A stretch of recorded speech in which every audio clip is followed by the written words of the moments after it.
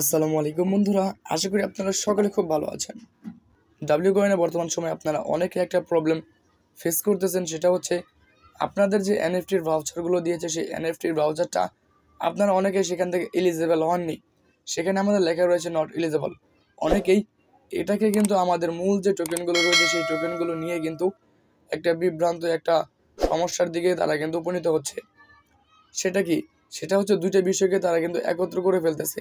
আমি আপনাদেরকে প্রথমে ক্লিয়ার করে দেই, এই যে আমাদের ভাউচারগুলো এবং কি আমাদের যে মূল টোকেনগুলো, মূল ইয়ারড্রপগুলো আমরা ক্লেম করতেছি, এখান থেকে দুইটাই কিন্তু সম্পূর্ণ আলাদা বিষয়, সম্পূর্ণ আলাদা সাবজেক্ট। দেখুন নিচের দিকে যদি আপনারা গিফট বক্সে ক্লিক করেন, গিফট বক্সে ক্লিক করে দিলে কিন্তু আমাদের সামনে একটা ইন্টারফেস চলে আসবে।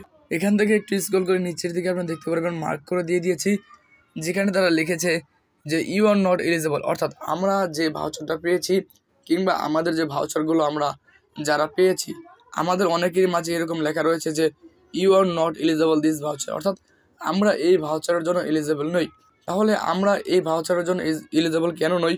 দেখুন এখান থেকে মোটামুটি 3টা 4টা 7টা স্টেপ তারা দিয়ে দিয়েছে।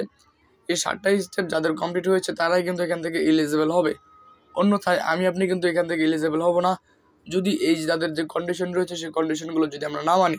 দেখুন এখান থেকে প্রথমে তারা বলেছে যে টন ওয়ালেট কানেক্ট, অর্থাৎ আমাদের ওয়ালেট কানেক্ট করতে হবে। আমরা সকলে ওয়ালেট কানেক্ট করেছি।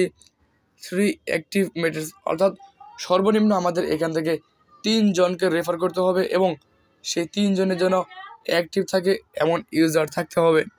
বলেছে যে 10 কমপ্লিটস টাস্ক, অর্থাৎ সর্বনিম্ন আমাদের এখান থেকে 10টা টাস্ক কমপ্লিট করতে হবে। তারপরে তারা বলেছে যে 2 কমপ্লিট ক্যাম্পেইন, অর্থাৎ আমাদের সর্বনিম্ন 2টা ক্যাম্পেইনে অংশগ্রহণ করতে হবে এবং বলেছে যে 1 ডাব্লিউ কি ট্রানজ্যাকশন, অর্থাৎ দেখুন আমাদের এখান থেকে কমন প্রবলেম সেটা হচ্ছে আমরা এখান থেকে অনেকে টন ট্রানজ্যাকশন করিনি, যার জন্য যারা ভাউচার পেয়েছেন তারা কিন্তু এই টন ট্রানজ্যাকশন না করার কারণে কিন্তু এই ভাউচার থেকে আপনারা বিতরিত রয়েছেন। এবং কি তারা বলেছে যে 100 WAY ব্যালেন্স এবং কি 10 কমপ্লিট স্টেক, অর্থাৎ আমাদের সর্বনিম্ন 100 WAI যে টোকেনগুলো হচ্ছে সেগুলো কিন্তু কালেক্ট করতে হবে এবং কি 10টা টাস্ক আমাদেরকে 10 বার এখান থেকে স্টেক করতে হবে।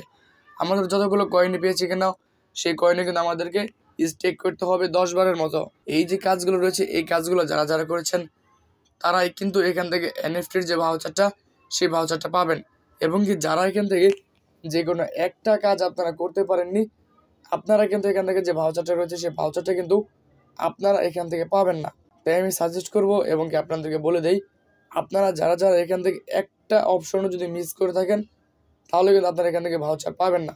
এবং কি আবারও আপনাদেরকে বিষয়গুলো ক্লিয়ার করে দেই, এই ভাউচারের সাথে আমাদের মূল টোকেনের কোনো সংযুক্ত নেই, কোনো কিন্তু ভ্যালু নেই। দুইটাই কিন্তু আলাদা সাবজেক্ট।